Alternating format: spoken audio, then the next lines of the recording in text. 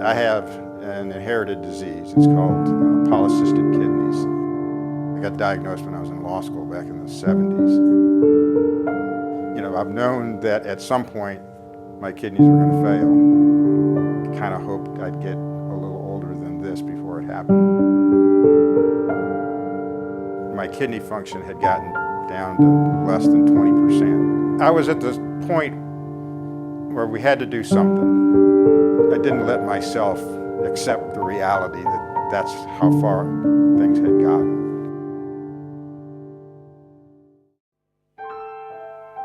We knew from the time he was in his 20s that he was going to someday need a transplant.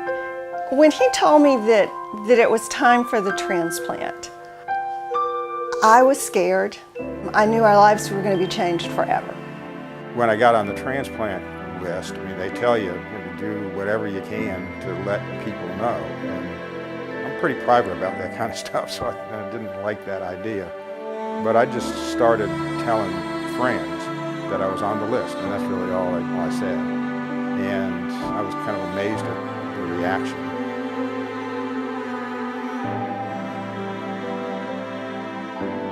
Chris and I, well, he was one of my students when I was an adjunct professor at Wake Forest. I signed up for his class. He was a great professor. Students loved him. He was fun to be around. He brought a real practical aspect of practicing law into the classroom, which we didn't get a lot in law school. He was a pretty good student. I taught there over 20 years, and he was one of the people that stood out. And when I graduated, we stayed in touch. We talked often, and as I started to build my practice, he was always very interested and very supportive, and he would try to refer me clients that he knew I could help. He and I have been working on a post-conviction work for a guy on death row, and I asked Chris to co-counsel that with me. So we'd been spending a little more time together, and we had a meeting over here about that case and what we were going to do in it. And at the end of that meeting, I said, well, I need to tell you something because it may affect work on this case, that I just got put on the transplant list, and I'm subject to being called at any time, and I may be going on dialysis unless I can get a kidney. And Chris's first reaction was, I'll give you one.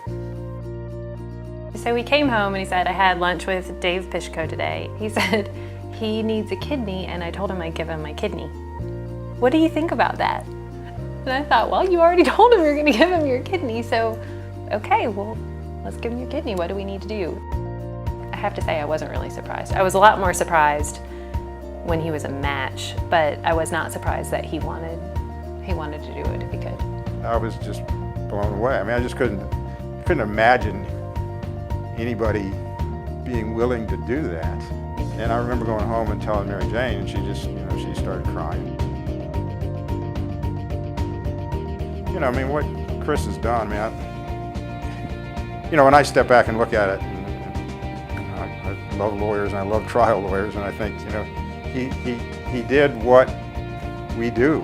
I mean, you see somebody who's got a serious problem and you do what you can to help them. And this was obviously way beyond what we normally do, but he's a criminal defense lawyer. He sees people in desperate situations every day, and his instinct is to dive in and see what he can do to help them out of that fix. And that was his immediate instinct. I'll never know how to repay him, but whatever he needs, I'll do.